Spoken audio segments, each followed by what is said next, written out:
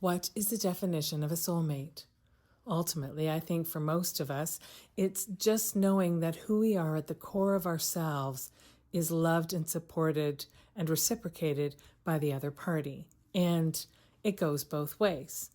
So ultimately, what I have to share with you today is obviously a story of soulmates connecting and then creating the family of their dreams. On today's Becoming Baby Ready podcast, I am honored to be able to introduce you to Logan Blackburn-Issitt, and he comes to the show to tell us all about how he and his wife have created the family of their dreams. Welcome to the Becoming Baby Ready podcast, your podcast for queer family planning. My name is Sam, and throughout this podcast, you'll hear me have conversations with professionals who work alongside people who want to start and grow their families, as well as parents of intentionally created families. Everyone I speak to identifies as being part of the 2S LGBTQIA+ community. This is your opportunity to learn answers to questions you didn't even know you had. Welcome, everyone. I am really excited to introduce you today to Logan Blackburn-Issitt. And Logan is joining me all the way from Oswestry, England. Did I say it right? Almost. Oswestry. Oswestry. Oh, see, joining us from Oswestry, England. There you go. I think That's I it. got it. Well done. Welcome, Logan. Please tell everyone who you are and about the members of your family. Thanks, Sam. I'm really happy to be here. Thank you for having me on your show. So I am a 42-year-old transgender man. Live in the UK. I live in a house with my wife and our 6 children. So they range from we've got a 13-year-old girl, 10-year-old boy, a 9-year-old girl, a 7-year-old girl, and twin 4-year-old boys. They just turned 4 at the beginning of the week. It's Wow. this house. That's a busy, busy house. hmm Yeah, it's a little bit busier because a few of them are neurodivergent. They've got a couple of different things going on, and a couple of them have got some medical conditions as well. So there's just added layers in there to make things a bit more complicated. Or beautifully unique, Yeah, right? And it is your lived experience. So you might as well embrace it, right? that is exactly our philosophy on life. Yeah, yeah. So you are married, you and your wife have these 6 children together. It's not that you were in other relationships before, had children and blended, that you went Yeah. went to this process, well, what looks like 5 times to have Yes. to have 6 children. That's a commitment. Now, you've said you identified yourself as being a 42-year-old trans man. Your Mhm. wife, was she assigned female at birth or assigned male at birth? And how is She, that she, now? she was assigned female at birth. She's a cis woman. When we met, we were a lesbian couple. Okay.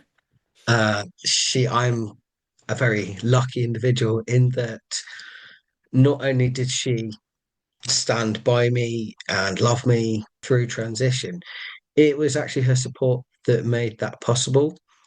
I don't think I would have been able to get to where I am without her on so many levels Hmm. in life, but certainly making it through. I consider myself to be transitioned, so that transitioning is past tense, Right. and yeah, so that the process of transitioning requires a lot of emotion For sure. and love. Yeah, so I was very lucky that she loves the person, and my identity as a transgender man, I identify as queer, doesn't impact on her identity as a lesbian. And Right. if people don't understand that, that is usually their problem, not ours. I'm going to have to say that I completely concur with you. It is a them problem, not a you Mhm. problem. And what happens within the 4 walls of your house is filled with nothing but love. And that's all that people should really care about. Exactly, exactly. So you started as a lesbian couple. When in your relationship did the talk of children happen? Before we get to talking about transitioning happening, when did the talk of children happen? Was it early? So yes, it was early. Um, we met and we're together. And you when you're first in a relationship, you do a lot of talking. I'm talking the first 12 months. We were talking about where we wanted life to go and what we wanted to do. And we realized that we were both in the same mindset of we were 26. We had partied hard. We'd been out a long time. We'd lived, and we both wanted a family. And we realized that we wanted a family with each other. And that was really early on. So we kind of went really quickly from being together to starting the process of creating a family, which there's as a lesbian couple, there's so many physical barriers Mm-hmm. and emotional barriers. We were blessed that we had family support. Everybody was very loving towards us and supportive. We still have that, Mm-hmm. um, a long time later. Not everybody has that experience. So you had lots of family support. You had Mhm. the support from one another in knowing that you were both on the same page on how you wanted to move forward. Yeah. So then you get to a point where you have to decide that you're moving forward and starting to take the steps. Did you both know from the very beginning that your wife would carry? I guess in all of this, when did you know that the body that you were assigned at birth was not matching who you were in your soul? Okay.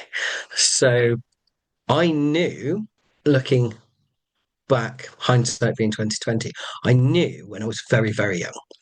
I have a vivid memory of being about 7 years old. And I mean, it was the just about the 90s then.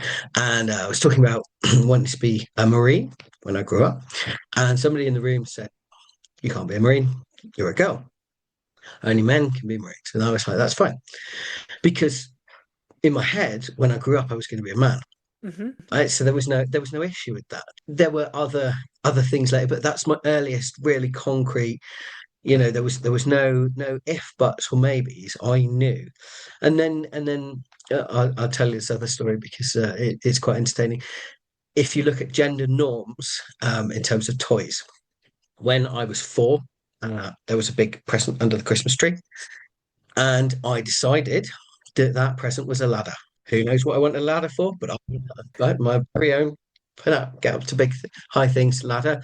And my mum tells me, I don't remember this bit, but my mum tells me when I opened it Christmas Day, I cried. I cried because it was a doll's high chair to go with my doll set, and I cried. I was devastated, absolutely devastated, because I wanted a ladder, and I decided it was a ladder, and I didn't want this thing.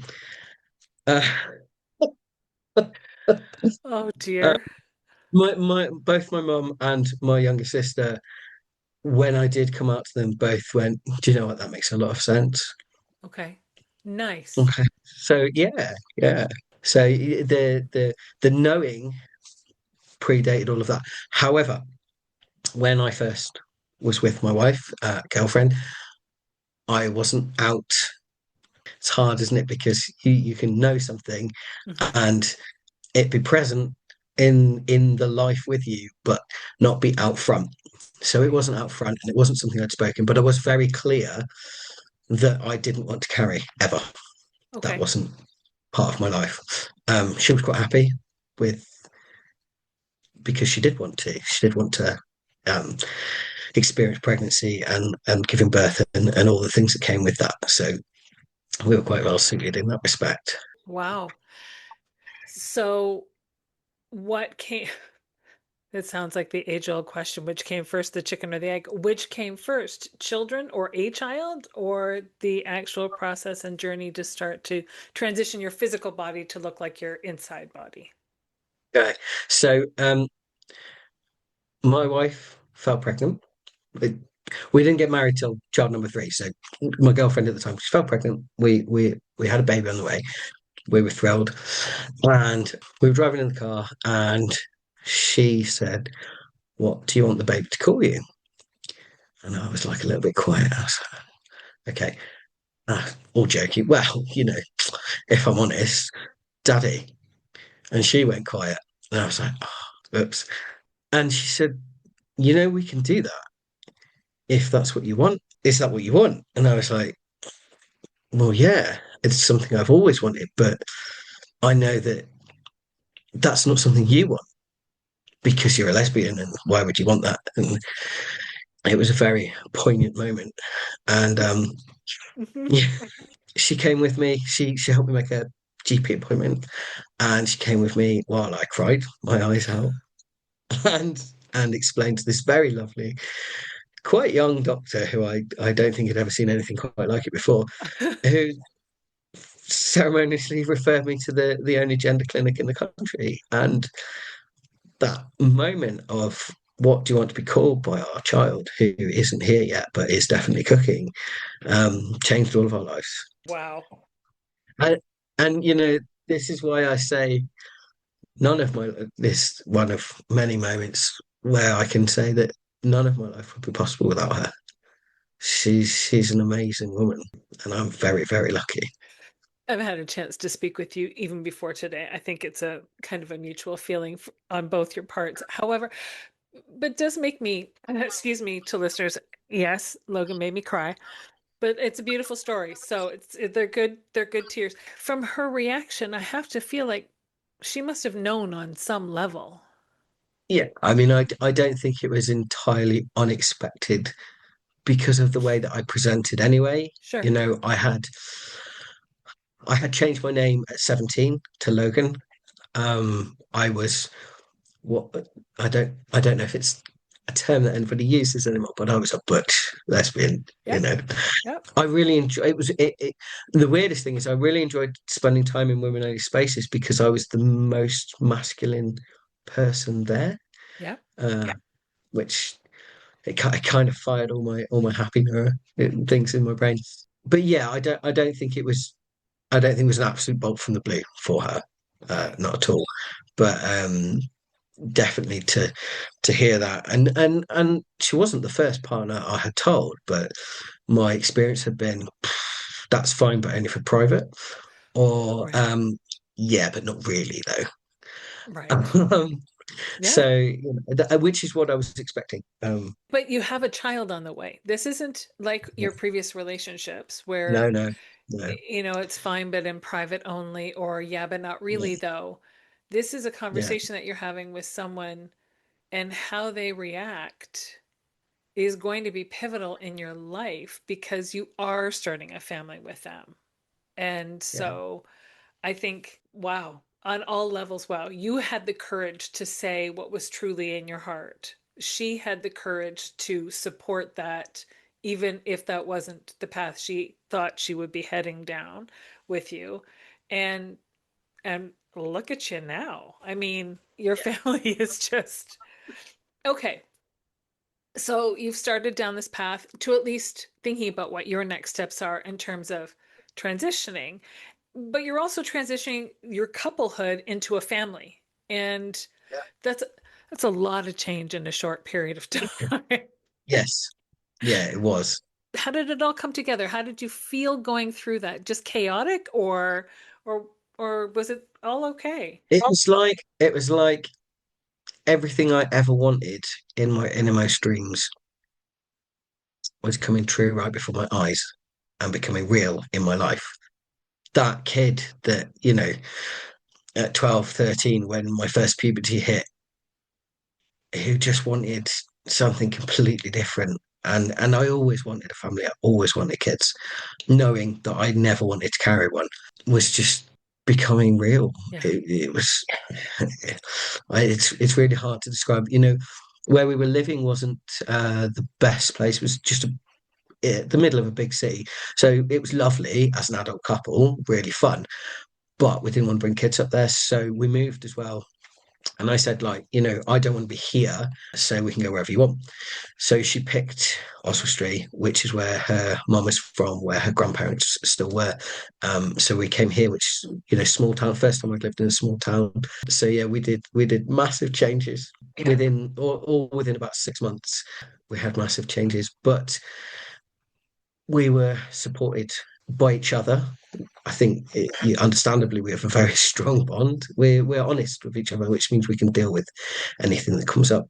And I think I remember saying, sharing with you before, the first birthday I had after I came out as trans, I got a birthday card from everybody, including my in-laws and my wife's grandmother, great grandmother in her late 80s, and every single one was the male version. It was grandson and uncle and brother and son.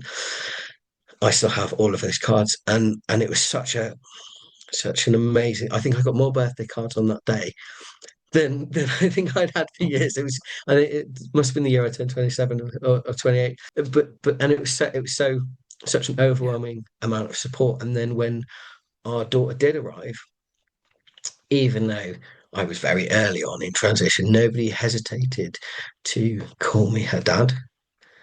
Yeah. And again, I have my wife to thank for that, because I don't think I don't think that anybody ever deliberately misgendered me, but anytime anybody slipped up, she would very gently remind them that they'd got it wrong. So that stopped very quickly. Yeah. So it meant that we went into trying for a baby as a lesbian couple, and I came out the other end as a dad to our first child, uh, which was great. It's a hell of a story. You and your wife both gave birth essentially that time, right? You gave birth to a new you and the rebirth of yourself and the birth of your eldest child. And I've danced around all of this, but what we didn't talk about is it's not like if you both had uteruses at the beginning of this pregnancy process, then somewhere somebody had to do something else Yeah. to be able to get you this baby. So where did you get the sperm from? Yeah. Okay. So again, we were very fortunate. We started looking. There's some online spaces that you could look at. I mean, you're talking 14, 15 years ago now, 16 years, a long time ago. Um, there was online spaces that you could look at. There was the back of like the gay publications would tell you where you could go. But there was also like an expose, journalists in those spaces writing for the rags, um, absolutely dragging the whole thing through the mud. So the guys that were there, the sperm givers that were there, that were genuine people, started to move away, and the families that wanted to look for sperm givers started to move away as well. So we were kind of stuck, knowing what we wanted. Now we didn't have the money to go private. It's talking a lot of money, and we just didn't have those resources. And there's no, obviously we have the NHS, which will help with infertility treatment, but there has to be a modicum of trying, or at least at that time, there had to be a modicum of trying Right. with all the right bits before you could say, well, it's a fertility problem, Sure. right? Which was frustrating, but makes sense. We understood that. Uh, so I was chatting on the phone to my sister one day and just saying, oh, it's really hard. And I'm not sure what we're going to do, but we'll keep looking and talking to people and friends of friends and see what comes up. And she said, you do know that you've already got someone who would donate for you. And I was like, well, no, who? I have a brother, and I had asked him a long time before, and he'd said no, and I was like, he won't, and that's okay, right? It was that was just a question that I asked him to get out of the way, I think in our late teens, and he was like, yeah, no, it's just fine. And she said, no, my husband will do it. And I said, I had no idea. Is for real? And she was like, yeah. Once he realized that one day that might be something that I need, he told my sister that he'd be happy to do that. They discussed it and never told me. Wow. Which is just like, I mean, he's a man in a million. He really is. He's the sort of person who grew up in a really enclosed environment, a very deprived place, and has grown. He burst out of there and he's an inspiration. He really is. And he said, absolutely, yeah, that's no problem. So we were like, okay, great. I mean, that's amazing. How's this going to, like, maybe this is a little too close. My sister and him already had kids, and, we're talking, um, my kids being genetic half siblings. And so we talked, the four of us talked and talked and talked. We drew up contracts. We talked about, we asked the question, how am I going to feel watching my kids grow up looking like him? How's he going to feel knowing genetically to this child that he has no say? If me and my wife split up, she chase him for child support. These are very, very important questions that I think a lot of people don't consider beforehand. But we did. We came to an agreement, and we all signed the agreement, and then we held. We waited a year to give Mm-hmm. everybody time to think and you know just simmer down and not. I think baby fever is a real thing, and you can just like you do things just to kind of make it happen. Um, and then after that time, we started trying an at-home insemination, and after I think it was about another year, we fell pregnant. So yeah, he actually was the sperm donor for our eldest four. We had another sperm donor for our twins, who very luckily was offered. Our twins were conceived during Right. COVID, so everything was very locked down and travel was really restricted. So my brother-in-law was no longer an option because he'd had his nuts cracked. He'd had his vasectomy, and we decided we did want another one. The number five would be awesome. So again, we were offered by another wonderful human being. I won't say any more about him because it's not relevant here. But Right. it was again an awesome offer and a lovely thing to do. We fell pregnant again and lost one, which was probably one of the most devastating Mm. experiences we've been through. Was that the only loss you had experienced in that time, in all of that time? Yeah, 'Cause that would be shocking then too, right? If you'd had a pregnancy and then a loss or a couple of losses before any pregnancies, but to have yeah. four and then a loss would be a big shocking. I think it is harder. I think when if you've got one Yeah, because you know exactly what you're not getting. right. So our twins are rainbow babies. So they were conceived before the one we lost would have been born. So we lost one, and then we fell pregnant with two, and yeah, they just turned four, and they've been a surprise ever since we knew there was two of them. And are they fraternal? Not identical. So yeah, for yeah, Wow. And they all keep you on your toes. absolutely, yeah. It, one of the things about deciding deliberately to have children and knowing that you're not going out partying until 3 o'clock in the morning anymore means that you've got a lot of energy to put into parenting, Sure. into being present. You're not trying to live two lives. You're not trying to live yours and be the parent. Hmm. We are right from the get-go. We were like, okay, we're here for this. This is what we're doing now. Which I think it does leave a lot of room that many people who find themselves pregnant or perhaps still feel like there's stuff that they want to do, uh, they're split Yeah. a bit more.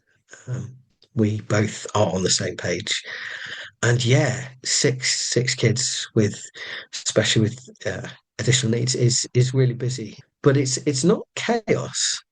There is the. I think you've got two ways to deal with it. You either go military precision, Right. which is in neither of our natures. We just couldn't do it, or you go with the flow. Hmm. So yeah, it's like rafting on a river. I imagine, having never rafted down a river. But you've seen enough of the rivers to know. Of course, yeah. How hard can it Oh, yeah, right. How hard could parenting six children be? Exactly. Yeah, it's fine. It's fine. Hold on for just a moment. We'll be right back. Hi there. I'm Rowan Jete Knox, author, speaker, and human rights advocate. I'm also a dad, and my kids are growing up. And now that they are growing up, my partner Danny and I are trying something new. We are opening a trans-owned and operated coffee shop in the heart of Toronto's LGBTQ village. It's going to be called Understory, and we really hope you'll check it out when it opens this winter. If you want to know more, you can visit us at understorycafe.com. See you soon, Toronto. So you have the four older children. Well, there's only 3 years though between the last child that your wife birthed before the twins came. So it's not like there wasn't a big, huge transition No, time. there's 10 years from our eldest to our youngest two, almost to the month. Okay. Um, so they arrived, and 3 months later she turned 10. Okay. So we had six kids under 10, very briefly. Wow. But then also, by the time you're having the twins, you also have children who are a little bit older, who are a little bit more self-sufficient, because even a 10-year-old can help a 3-year-old with Yes. getting their shoes on or putting their jacket on and that kind of thing, or Yeah. whatever, peeling an apple or peeling rather a Yeah. banana or something like that. So you become a familial unit out of necessity, whereas somebody who has just one child or two children doesn't sort of see that necessarily that benefit of them of everybody working together to make all of the cogs in the wheel move forward, if that makes sense. Yeah. Yeah, absolutely. Um, I think also we're very strict in that the children are all children. So there is no expectation on the older children, never has been, to do any parenting related tasks. Okay. So while we might ask them to get their own apple, we wouldn't necessarily ask them to get their sibling apple, but they do, and Right. they offer and they help. I think it's really easy when you've got older children to go, oh, Right. can you just? So we tried really hard not to do that. My daughter might tell you different, but certainly we have made extreme efforts to make sure that her especially didn't feel like a third parent, didn't feel like she had to grow up or deal with anything. It's interesting what you're saying because I read a book before I had my second child. And Yeah. it's long out of print now. It's called Siblings Without Rivalry. It's by Adele Faber and Elaine Maslish. It's a phenomenal book. But the whole premise of the book was started off from a monogamous type of perspective. I respect that poly parents would maybe have a different approach to it, but saying if you want to understand how your children may feel about a sibling coming on the scene, imagine if your partner came home one day and said, honey, I love you so much that I want another partner just like you. Yeah. And, most of us would be standing on the front porch with a shotgun saying, okay, bring them on, bring them. Let's see, see how this works out. And so for our children who are already in our lives, who already have a Mm. huge piece of our hearts, when we bring especially the second child into the family dynamic, remembering that they are the children and that this new baby, our responsibility. We can say, would you like to grab me a nappy? Yeah. And if you say no, then my only job as a parent is to say, okay, because it's my Hmm. job to grab the nappy. Yeah. I just hoped that you might want to do it for me. Yeah. It's interesting that you said that, because we tell our eldest that the reason we have so many children is because she's so awesome. We wanted to have more just like her, which sometimes she loves to hear, and sometimes she really doesn't. Um, So maybe it's the whole shotgun thing, right? Maybe it is. Yeah. Why are they here? Well, if you weren't so awesome, then they wouldn't be. But it's that's a great analogy. It really is. Yeah. And I Yeah. think it's valid. And I tried my best to implement that but I only birthed two. I Yeah. didn't have more children. I would think it would be that much more of a commitment on the part of yourself and your wife to actually adhere to that when there becomes more than two. When you start to become outnumbered by children under your roof, then it's hard not to say, "No, seriously, I need you to grab me that nappy because really I'm in the weeds here." Like those situations do happen, Sure. but you know, it also, if one won't, the next one might. There's so many of them. You can just go around that. There's that. Okay, would you mind helping me out here? Come on. That and those moments, of course, they do happen, but everybody needs help sometimes, and by not making them do it, I think they're Right. more likely to want to. And Sure. you also get the other side of it. Once they stop being babies, once they're a bit more mobile and a bit more aware, you get that reciprocal thing of, I know that my eldest can say to one of the younger ones, would you get me a drink, please? And they might actually do that. Right. So, you've got a whole thing. It goes round. It does go around, but it's the gift you give them of them knowing that it isn't an expectation you have of them to allow them to continue to stay children. Yeah, Parents are parents, children are children, and we're allowed to yeah, keep in that role. yeah, And it can backfire too, right? If you if yeah, you if you want to be the kid, then that yeah, means you may not get this opportunity because yeah, you're not quite yet mature enough for that. I assume it can go both ways. yeah, absolutely. And if you add the neurodiversities into the mix, there are very much different privileges and expectations for each child because they're so individual. For example, my 9-year-old can go out and play with her friends because she can. She won't. There's no risky behavior. I know where she'll be, and she'll come home. My 10-year-old can't. Right. He can't be unsupervised because he would, somebody could say to him, "Do you want to get in my car?" And he'd go, "Yeah," and he'd get in. Right. Because he has no danger awareness, no concept of danger or the fact that other people might want to hurt him. He is extremely vulnerable, and he's out on his own. He would be like a dog. He'd walk, walk, walk, walk, walk, and then go, "Oh no, I'm lost," Right. and he'd have no way of getting back home. He's desperate to be a YouTuber. He'd love to be a YouTuber. So I said to him, "Look, that's fine. You want to make a video? You make a video. We'll upload it onto your channel." And in his first video, he sat there and he wheeled off his whole name and then our address, and then invited people around to our house and told them that they weren't allowed in his bedroom because it's full of his private things. And I was like, right, maybe we should rethink this video because it's just and that's what I mean by different responsibilities and different privileges is Sure. you have to it's not about age, this is about the child that's in front of you, and sometimes that's really hard.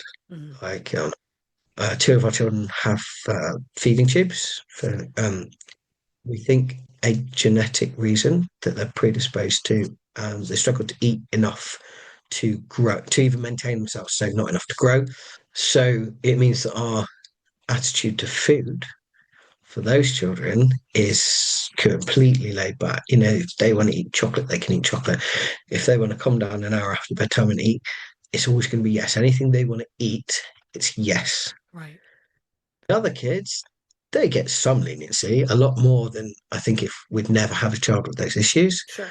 but they don't get the same amount of leniency because they're not tube fed. They don't have to be fed with a pump several times a day, Right. just to make sure that they grow properly and that they don't starve. So yeah, there's a terminology that we read a lot about called glass children, which is the idea of a child that you see through because they don't have needs that need to be met. That's something that I think we're both so fearful of creating that we make sure each of our kids gets one-to-one time with a parent at least once a week. They will have their own activities that they have one activity each that they choose to do, that we facilitate. um, you know, wanting to have their friends around, wanting to go to their friends' houses, we make a real effort to make sure that they can, as if they were one or two children, Hmm. so we put in that extra time, that extra effort to make sure that they can have the things that they want and deserve to have, because everybody deserves a life, right? Uh, I would think that in so doing, you create children, you create an environment where your children grow into people who tend to be more compassionate towards others who need the extra time, need the extra attention, because you've taught them Mhm. that yes, these children in our family dynamic require a lot of time and energy, but you also deserve time and energy. So you've taught them that they have a valuable place in the family dynamic, which has got to make Yeah, it easier for them to be compassionate for their siblings or peers in the world who need more. I hope so. Yeah. I mean, I think they're all capable of compassion. They're I think kids. they are compassionate, but yeah, like they're children. They're certainly not judgmental. If somebody's acting a bit differently, or they need a little bit of extra time to get their words out, or something like that, then my kids are certainly very um accepting of that sort of thing. We saw a lady this morning. I was out with my 9-year-old, and she had a seeing stick, so a stick that with a ball on the end, rolling on the floor. She was like, "What's that for?" So we had a little conversation about how that would be really useful if you can't use your eyes, if your eyes don't work fully, Hmm. to kind of navigate the world around. She was like, "Great," Hmm. you know. Um, it's curiosity without contempt. And that's what gets modeled for them, so that's just what they put back out into the world, right? Yeah, hopefully. And hope, I mean, they're children and they're allowed to Yeah, have moments of being selfish and moments of of being course. unsure and moments of being jealous and everything else that kids can have. But at the Yeah, root of who they are, it's not likely to be those things. no, no, they are good kids, definitely. And you keep the doors open for them to be able to communicate with you, I assume, when there is something that comes up that they're feeling off about. Yeah, absolutely. We had a conversation earlier this evening. My oldest wanted to talk to her mum. And I was like, great, and moved. Like it doesn't make any difference to me. I don't know what she wants to talk about, but it doesn't really matter. She could ask for that, and that wasn't a problem. Right. I think that's really important. They can all verbalize their needs as much as they are capable of recognizing their own needs. They Sure. can verbalize, and we do our best to accommodate. We still don't let 4-year-olds go to sleep before dinner, because that's just silly. Then they don't sleep at bed. That's right. We're just going to throw everyone's night off. Yeah, no, that's not happening. But we can listen to how tired he is, and be really sympathetic whilst Yeah. putting him to eat at the table. That's right. Uh, That's right. Yes. Oh, I remember those days. Talking to your children, all of a sudden getting much louder so their face lifts back up yeah, off the bowl of spaghetti, right? absolutely. Yeah. I think the fact that you and your wife have this beautiful family that you visualized and created. I mean, you maybe didn't anticipate that five was going to be six, but you definitely planned for five. So six is probably like, well, we're outnumbered already anyway. So, We were delighted. yeah. We wanted. We would have been very happy to have twins in any pregnancy. So knowing that was going to be the last one, we were like, that would be lovely. That would be lovely. And we went for an early scan, and it was actually April Fool's Day. Um, but it was 2021, so the sonographer was that side of the room with my wife, and I was behind a painted line on the floor. And she went, "Yeah, yeah, there's the heartbeat. Yeah, everything looks lovely." And then she went like that, and she went, and we all went, "Oh," because there was another one. And I did a little dance on the spot, and my wife did a little dance on in the bed. And yeah, and then the few people that we did tell all thought we were taking all thought we were joking. Right. I love that. Joke was on them. Absolutely, yeah, no, we were really happy. We say to each other, I can't believe we've got six. Like it's just as awesome as the day we had one, Yeah. because to get to the point of having a child at all took so much effort and planning and heartache and yeah, effort. Yeah. That to be in this position of having six we is just phenomenal, and it's not for everybody, and that's okay. It is exactly for us. This is the life that we wanted. Um, I When we were not very long together, I drew a picture of a house with a dog and some cats and three children. And she was like, that looks nice. And I put it up. And I found it a couple of years ago. I was in the loft somewhere, found it, and I was like, oh my God, I drew it. I drew it.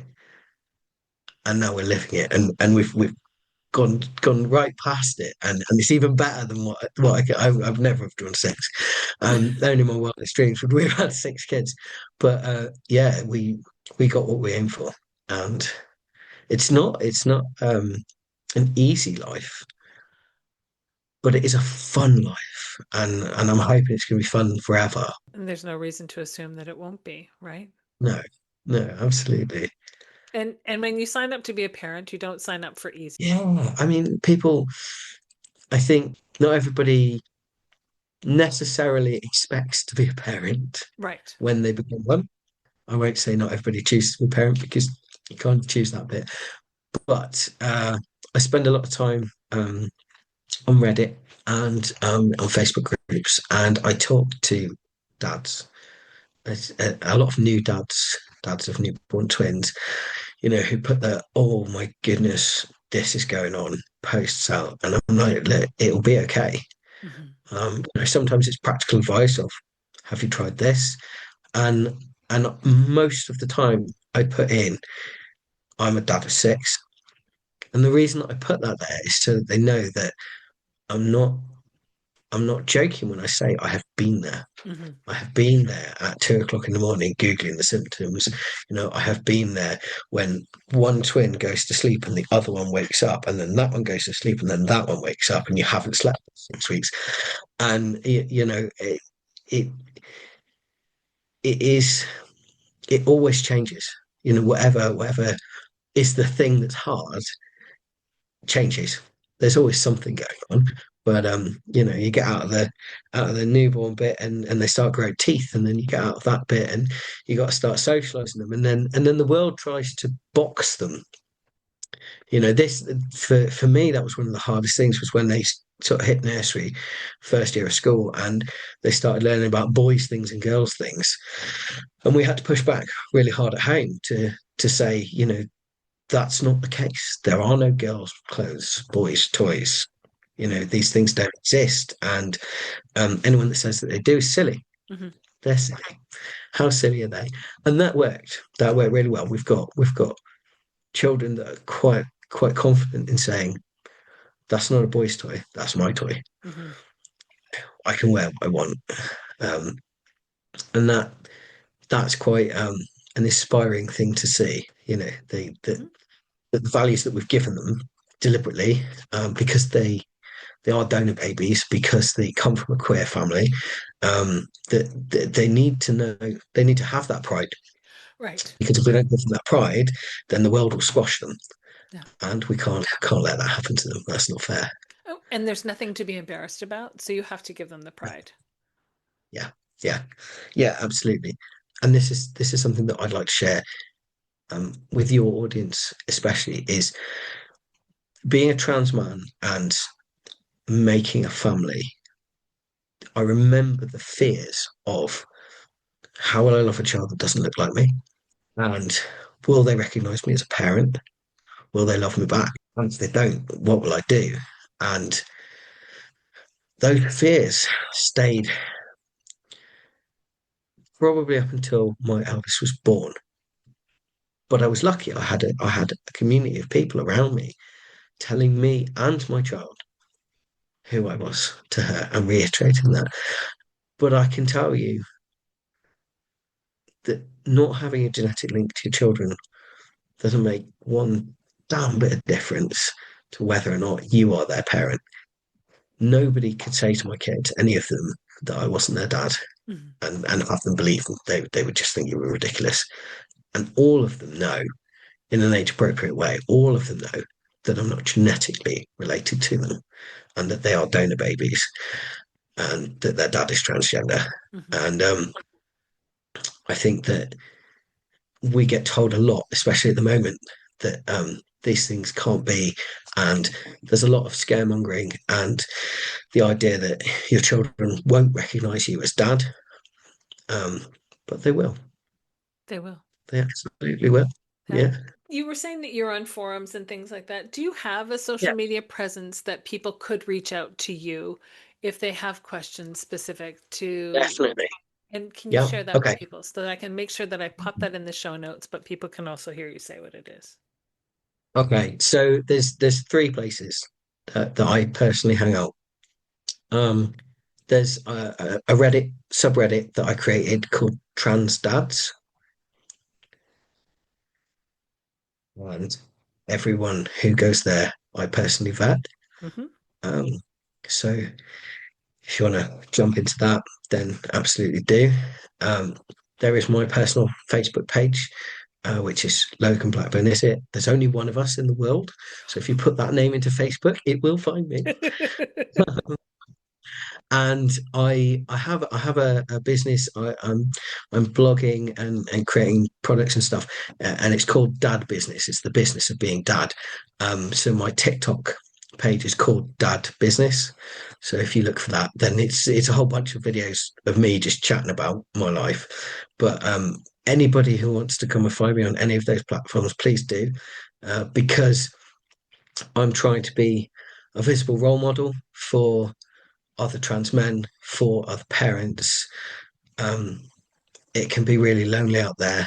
Mhm. We combated the loneliness of having children with extra needs by creating a local community of parents with children with extra needs. It's our Halloween party tomorrow for the group, and this is how you cope. Is you do it in communities, and that's how you grow and you build and you thrive. So yeah, if you want to come and find me, do. It'd be lovely to talk to you. Love it. Before I let you go, you've got 6 children. There's got to be some times and some things about parenting those children that stand out as being the best parts of the job. What are your very favorite parts of parenting those 6 beautiful children? Okay, so one of my favorite times is bedtime, because it's story time. I'm now reading stories to my youngest that I read to my eldest. So I've been reading those stories for a decade. I still don't know all the words, but but it's a lovely feeling, and we do this thing where we check on them all as we go to bed. So looking in on them, checking that they're breathing because we're a bit neurotic, and making sure they're okay, and they've got blankets on, and they haven't got a TV still on or a light in their face or anything like that. Checking on them as we go to bed at night. The other thing is just when they're being really nice to each other, Mm. and those are just sort of moments that you capture, like when one's crying and somebody else brings a blanket over just to be nice, or they'll go, "Hey, do you want to sit and watch my show with me on my tablet? You can sit next to me and it'll be okay." Um, those are my favorite moments, is when they're just being themselves with each other. Mhm.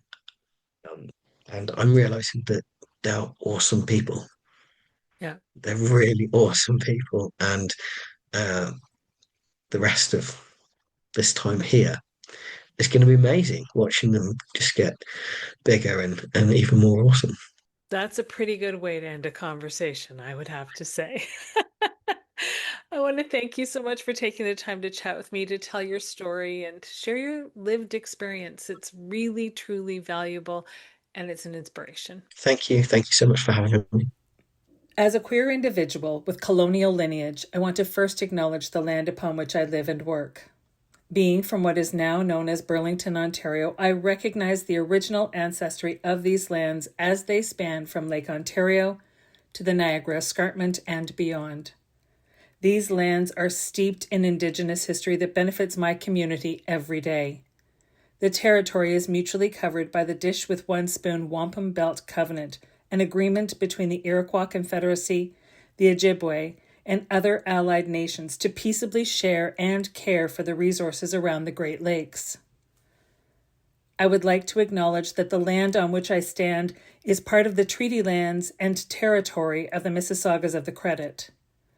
The land dictates everything about our ways of being. Particularly, the land teaches us about fluidity. Concepts of the binary system and heteropatriarchy were imposed by the colonials who were, at the same time, removing children from their homes, families, and all that was familiar to them. These same children were divided by the only two prescribed binaries recognized by the settlers, and they were forced to conform to a performative, gendered falsehood. The land doesn't operate under binary thinking. It is diverse, complex, and unpredictable at times. Rather, the land holds us and all of our remarkable pasts and identities. Every organism and spirit has a purpose. It is from this understanding that I strive to live and grow. Thank you for joining me today on the Becoming Baby Ready podcast. If you have a story that you'd like to share, or you know someone who might, if you're a professional who works in the capacity of helping people start and grow their families, and you identify as being a part of the 2S LGBTQIA plus community yourself, then please don't hesitate to reach out. We always have room for more stories to share, and there's always more learning to do.